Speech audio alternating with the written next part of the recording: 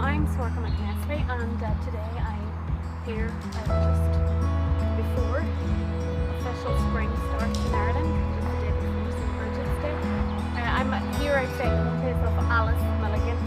So Alice Milligan was born in County Tyrone in 1866. She was a daughter of a Methodist minister, Seaton Milligan. Seaton wrote a lot of travelogues about Ireland. I suppose they were the beginnings of travel journals to entice people to come to different places. Somewhat visionaries in their own right.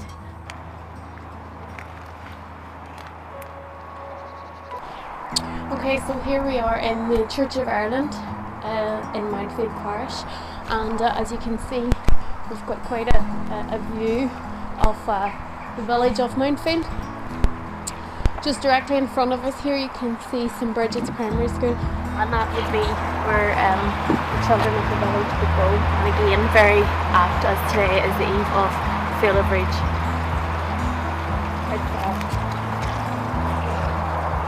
Quite a nice view from here, and obviously Tyrone among the bushes. I suppose Alice Milligan is quite a childhood hero of mine. She's a woman, a very tenacious woman who had a lot of beliefs. Personally, for me, the things that I admired most about her was that she was a fierce advocate for women at a time when women had I suppose they didn't have the right to vote at that stage, and they also didn't have much say. So what Alice Milligan did in her formative years was she actually organised quite a number of women's groups throughout the north, and she wrote a lot of periodicals, and she tied up with a lady called Ethna Carberry, and they wrote a lot of pamphlets which she sent off to America and different parts of the world. She was the editor and writer for the Sean Van Vocht, and she was very involved in the Gaelic revival movement alongside a lot of the literary figures that are associated with the same. To me, her work alongside other prominent women of history, both sides, it's very pertinent, because women like Alice Milligan laid the foundations for women like myself and my contemporaries to hold positions of power and to get ourselves into to have a say at the table. Alice Milligan was very much interested, particularly if you think about the time when she was alive. There was the commemoration of the 1798 rebellion, and this was the 100th anniversary of it, and she had become very interested in what the leaders of that rebellion stood for, which were Protestant, Catholic and Dissenter. She worked alongside Parnell and W.B. Yeats and other figures like that, and they came together. She would have used art, and she would have written a lot of poetry, but one of the things that she's most well known for is her tableaus, which would have been sort of course you got to remember this when the Abbey Theatre was founded in Dublin, and she would have written tableaus which would have dramatised things in Irish history through dressing up in different costumes of the time and the era, and I suppose getting the message out there as to what happened prior to her existence, and what shaped Ireland as it was. And another thing she did was these light box installations where she made the figures move, which was to me that was like a precursor to TV and film as such, and people would have went to the Abbey Theatre in their throngs to go and see this. Now unfortunately, poor Alice Milligan has been largely written out of history, just simply for the virtue of the fact that she was a woman, a northern woman at that, and I would like to see that her legacy has never been forgotten. So along with other people and unearthing some history, I do appreciate that there has been work done by Catherine Morris, for instance, and others who have saw her contribution, but unfortunately due to the circumstances of the time, a lot of Alice's work was lost, because a lot of her stuff that she sent over to America was never gathered up and chronicalized or anything. Here we are in a beautiful part of County Tyrone, Mountfield. We're about 8 or 9 miles outside of the main county town of Omagh, but as people will be aware, this part of the world was largely cut off from the rest of Ireland due to the railways being done away with. So when Alice would have really liked to have gotten to Dublin, and she would have went to Dublin quite a lot because that was where the hub of her activities were, she found that she couldn't get, because she lived where I showed you and she didn't drive or anything, so she had no way of getting to Dublin. She had no way of getting, there would have been a train that she could have caught or whatever, but now she's in the later part of her life, unfortunately, she was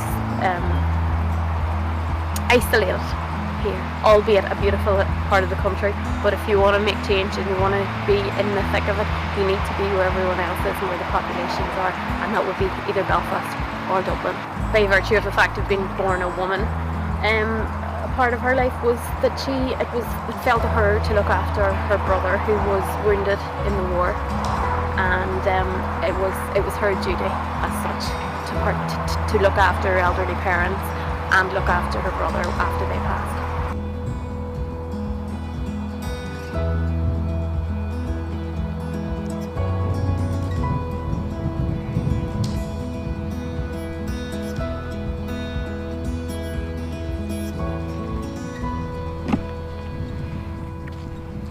Okay, I suppose from what you can see, this is the reality of parts of County Tyrone, and the area that this young woman grew up in.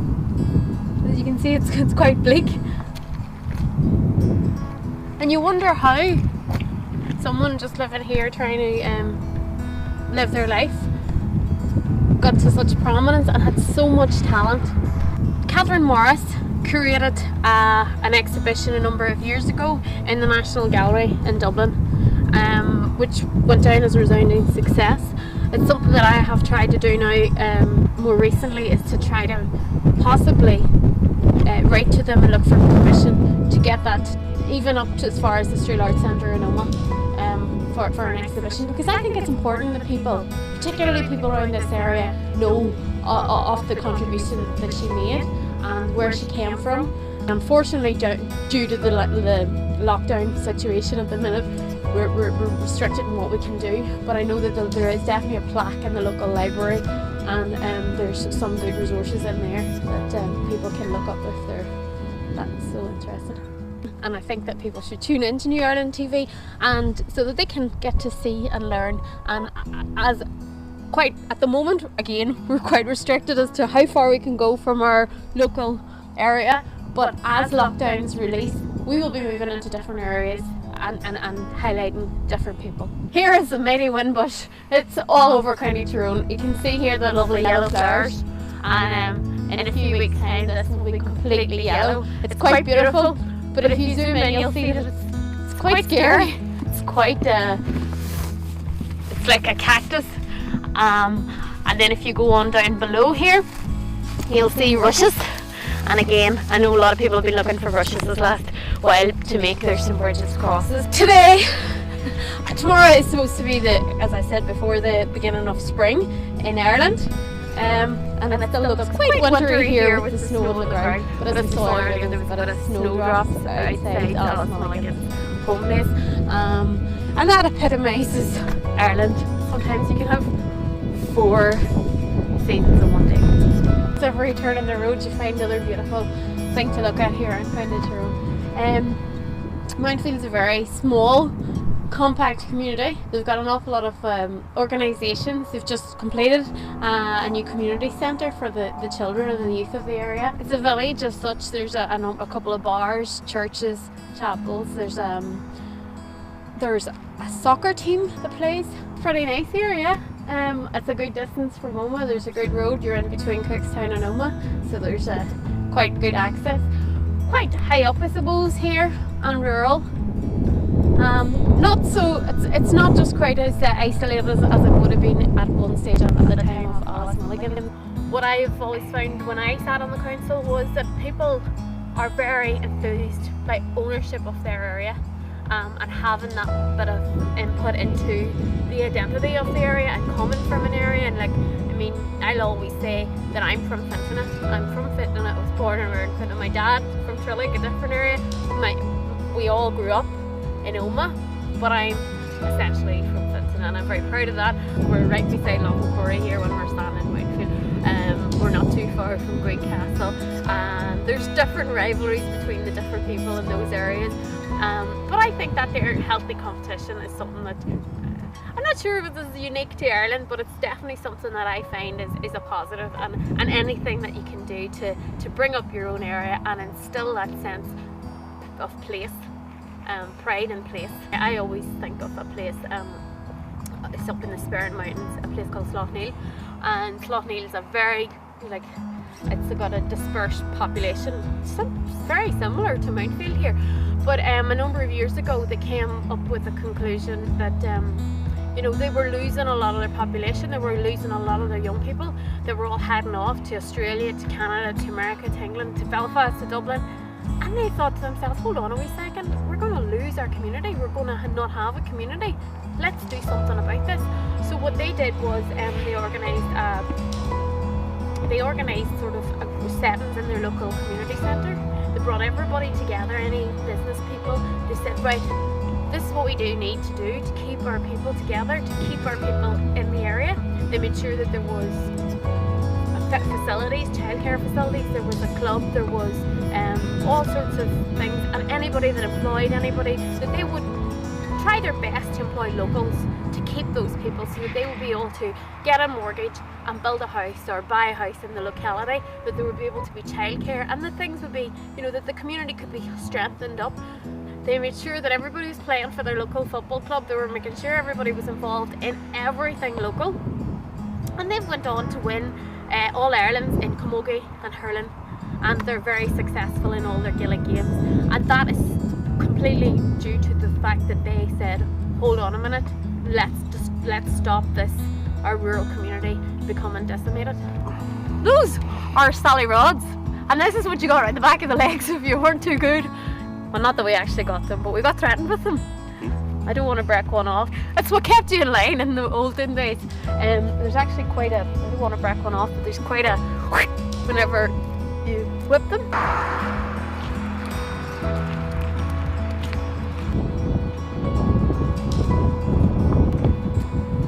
So here we are at the final resting place of Alice Milligan. As you can see, she died in Omagh in April 1953, right in Drimragh Old Graveyard here. And as you can see, it says she loved no other place but Ireland. 30-40 years after the partition of Ireland, the establishment of Northern Ireland. She would have lived through the world wars, both of them. She would have seen quite a lot. Travelled all over Ireland. She definitely made an impression throughout different parts of America and I suppose in the world as it was in those days as far as people were going. This is her Alice here. She's very beautiful. And this is Anna Johnson, her partner. Anna Johnson rode under the pseudonym of Ethna Carberry, and together they had the Sean von Vogt, and that was a publication that was sent out to America to let people know what was going on in Ireland at the time. You're watching factual content for New Ireland TV, a new TV station for New Ireland.